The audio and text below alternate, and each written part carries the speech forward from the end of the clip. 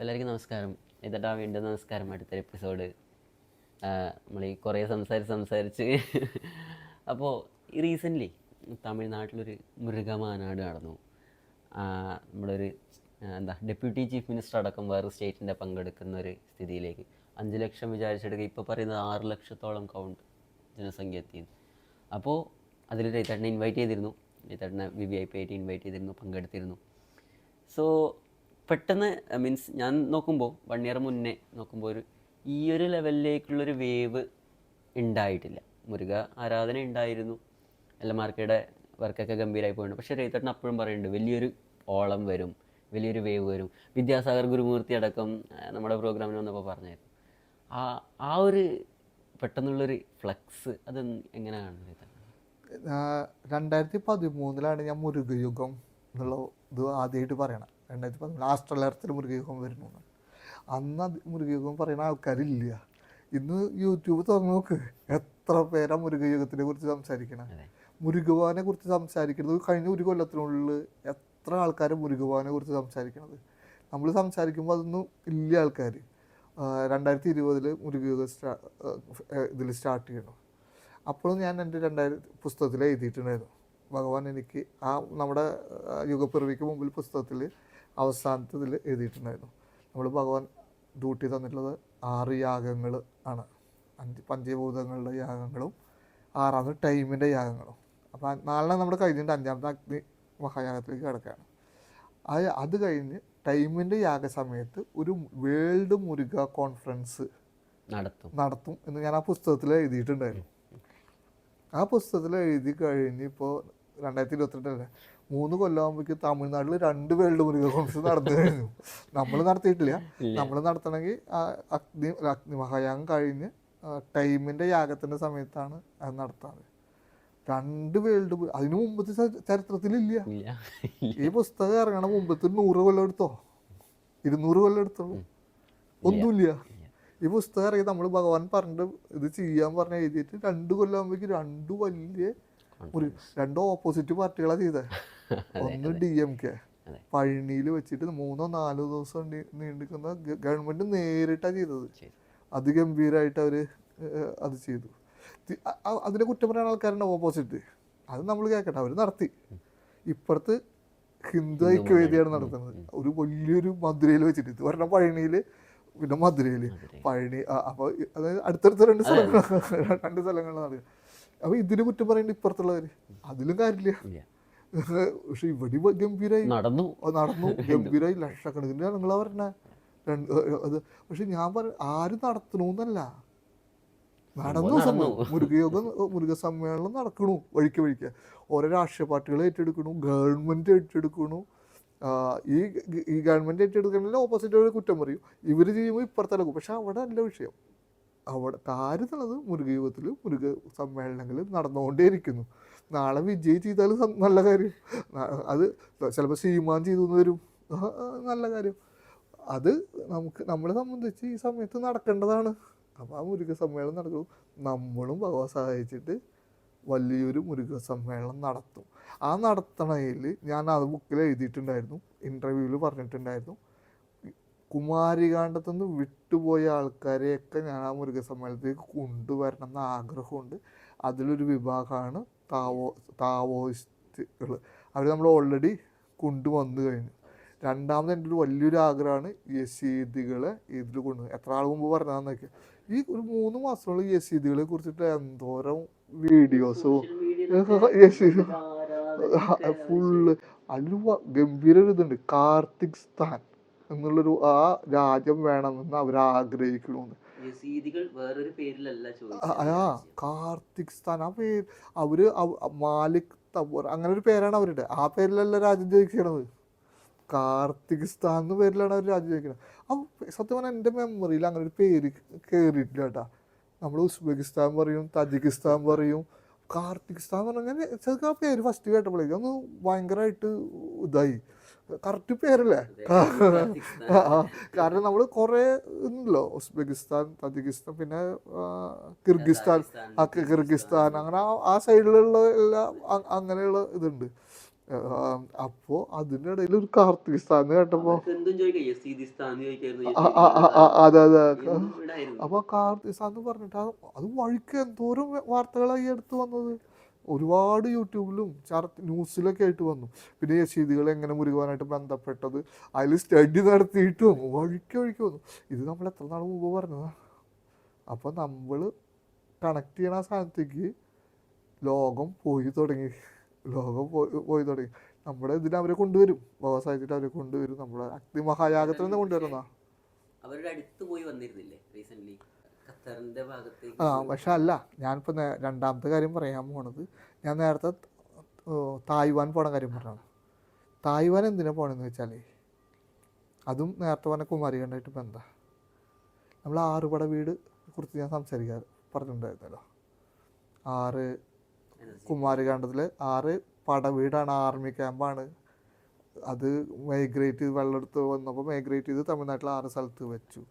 കുമാരികാണ്ഡത്തിൽ 6 സ്ഥലം ലോകം മുഴുവൻ ഉണ്ടായിരുന്നു. അപ്പോൾ ഞാൻ ഇപ്പോൾ 3 സ്ഥലങ്ങൾ എനിക്ക് അറിയാം. ഒന്ന് ഉജ്ജയിൻ, ഒന്ന് ഇപ്പുറത്ത് മഡഗാസ്കർ, ഇപ്പുറത്ത് ഓസ്ട്രേലിയ. ബാക്കി 3 എനിക്ക് അറിയണ്ടായതില്ല എന്നാണ്. ഈ 3 എനിക്ക് അറിയണത് ഇപ്പോഴാണ് 2019 അറിഞ്ഞിട്ടുള്ളത് കേട്ടോ. 3 പിന്നെ 3 എനിക്ക് ഒന്നും അറിയണ്ടായിരുന്നില്ല. എനിക്ക് അറിയില്ല, കടലിൻ്റെ ഉള്ളിലാവാം എന്ന് പറഞ്ഞിട്ടുണ്ടായിരുന്നു, അറിയില്ല. അതിൽ 4ാമത്തെ പടവീട് ഇപ്പോഴാണ് കിട്ടുന്നത്, 4 കൊല്ലം കഴിഞ്ഞിട്ട്. അതാണ് ഈ തായ്വാൻ്റെ സൈഡ്.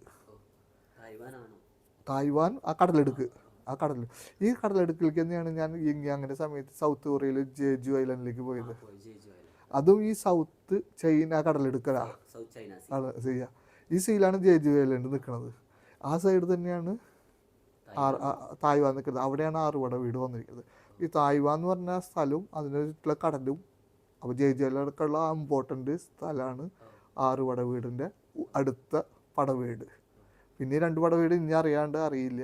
അപ്പോൾ ഈ പടവീട്ടിലേക്കാണ് തായ്വാനിലേക്ക് പോകാനുള്ള ഇത് ചെയ്യണത്. പിന്നെ രണ്ടാമത് ഞാൻ പോണത് അർമേനിയയിലേക്ക് അല്ലെങ്കിൽ ജോർജിയയിലേക്ക് ആവും. ജോർജിയ, കാരണം യസീദികളുടെ അമ്പലത്തേക്ക് പോവുക.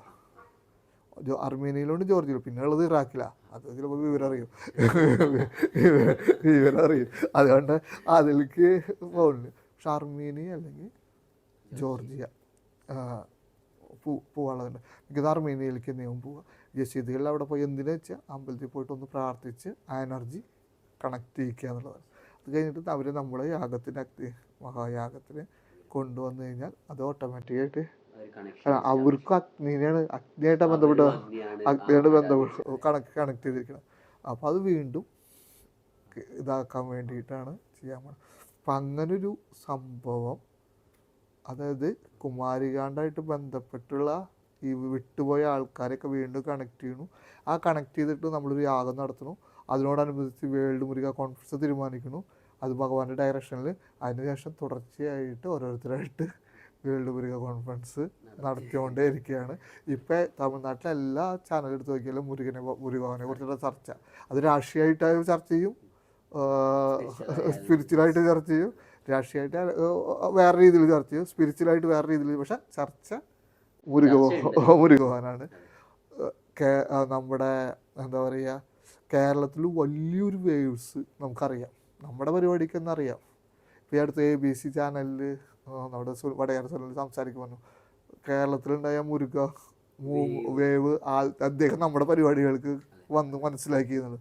ഒരു വലിയൊരു വേവ്സ് കേരളത്തിലും മുരുകനെ കുറിച്ച് അറിയാം. നമുക്കറിയാം ഇപ്പോൾ കേരളത്തിലും മുരുകൻ്റെ കാര്യങ്ങൾ സംസാരിക്കുന്ന ആൾക്കാർ കൂടി വരുന്നുണ്ട്.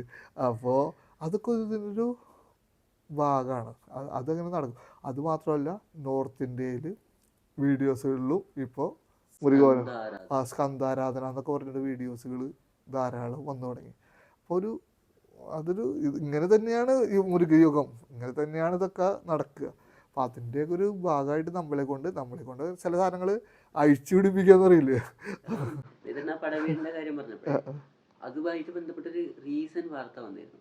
നെതന്റെ പുസ്തകത്തിൽ എഴുതിയിരുന്നു, ഭഗവാന്റെ പാദം തൊട്ട ബ്ലൂ മൗണ്ടൻ്റെ ഇപ്പോൾ ഐസ് മുന്നേ അതായത് ആറുപടവീടിലൊരു പടവീടാണ് ബ്ലൂ മൗണ്ടൻ. ആ ബ്ലൂ മൗണ്ടനിൽ ഭഗവാന്റെ പാദം പതിഞ്ഞ സ്ഥലമാണ്. അവിടെ ജലേൻസ് കേവ്സ് എന്ന് പറഞ്ഞ കേവ്സിലൊക്കെയാണ് ഇവർ പടയാളികൾ ഇരുന്നതെന്നൊക്കെ പറഞ്ഞ് ഞാൻ പുസ്തകത്തിലും നമ്മുടെ ഇൻ്റർവ്യൂലൊക്കെ പറയും.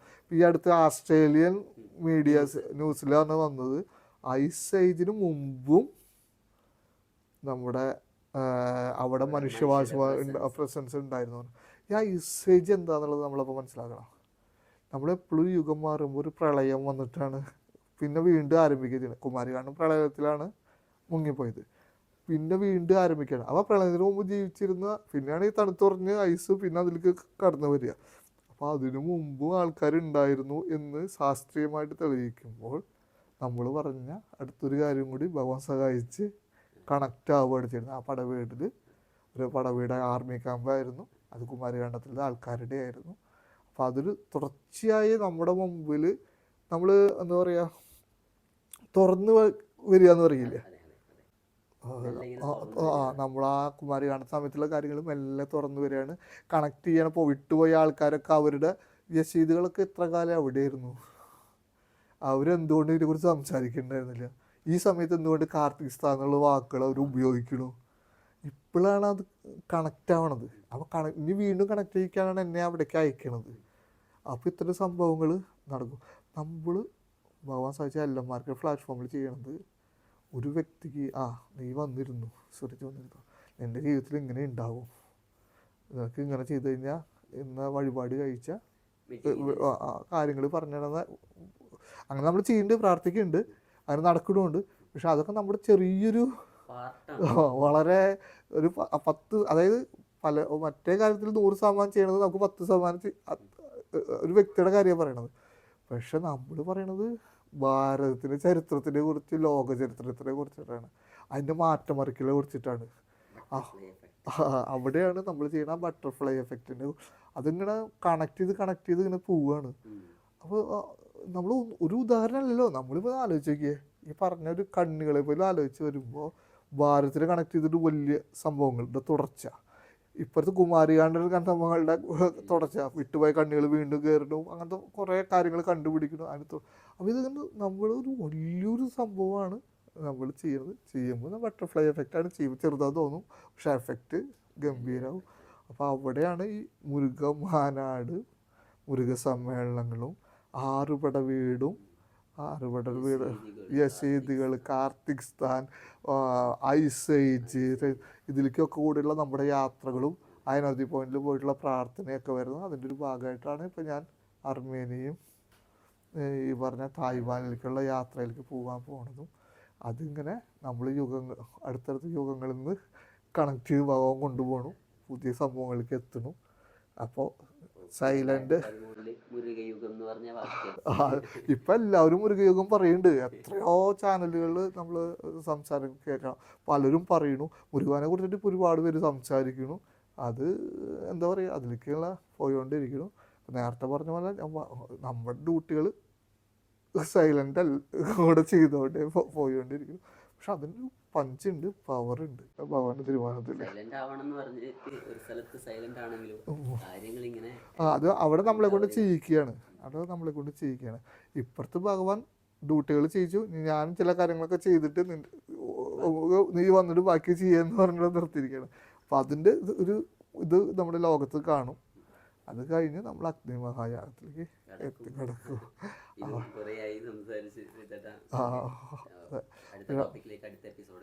തീർച്ചയായും.